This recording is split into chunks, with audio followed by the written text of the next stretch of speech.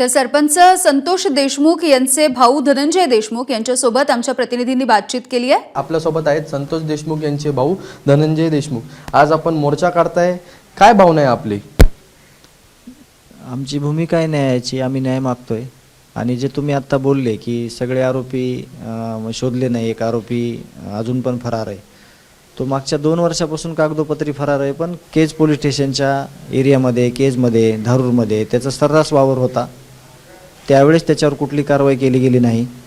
त्याच्यानंतर एक 2-4 दिवसापूर्वी एक CCTV फुटेज बाहेर आलेला आहे, त्याच्यामध्ये तो पोलीस प्रशासनातील एक जिम्मेदार व्यक्ती जे आहेत त्यांच्यासोबत तो बसलेला आहे, त्यांची मीटिंग झालेली आहे, त्यांचा सत्कार समारंभ झालेला आहे एका पक्षाच्या कार्यालयामध्ये। तर मला ह्यातून एक सांगणं आहे की यांना जिथल्या तिथं ज्या शिक्षा दिल्या गेल्या असत्या या गुन्हेगारांना, तर ही जी हत्या झालेली आहे माझ्या भावाची ती टळली असती। यावर प्रशासनाने योग्य कारवाई करून म्हणजे कारवाई केली पाहिजे अशी आमची मागणी आहे।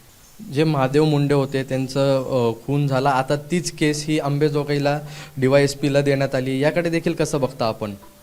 या सगळ्या गुन्हेगारीचे पाळंमुळं खोदताना या सगळ्या अनेक प्रकारच्या गोष्टी समोर येणार आहेत आणि कायमस्वरूपी गुन्हेगारी संपवायची असेल तर ह्या सगळ्या लोकांना, जे निष्पाप लोक आहेत ज्यांचे बळी गेले, त्यांना न्याय भेटला पाहिजे, चांगली तपास यंत्रणा राबली पाहिजे आणि योग्य भूमिका घेतली पाहिजे सरकारने, असं आमचं मत आहे।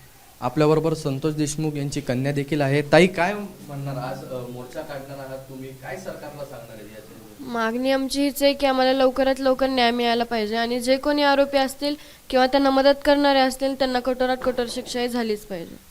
पण तुम्हाला वाटतंय सरकारकडून तुम्हाला न्याय मिळतोय अशी, ज्या प्रकारे वाल्मिक कराड यांचा हॉस्पिटलमधले काही व्हिडिओ समोर आले त्यावरून?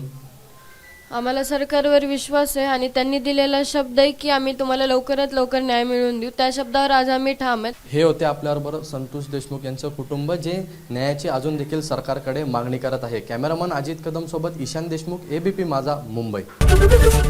ABP माझा, उघडा डोळे बघा नीट।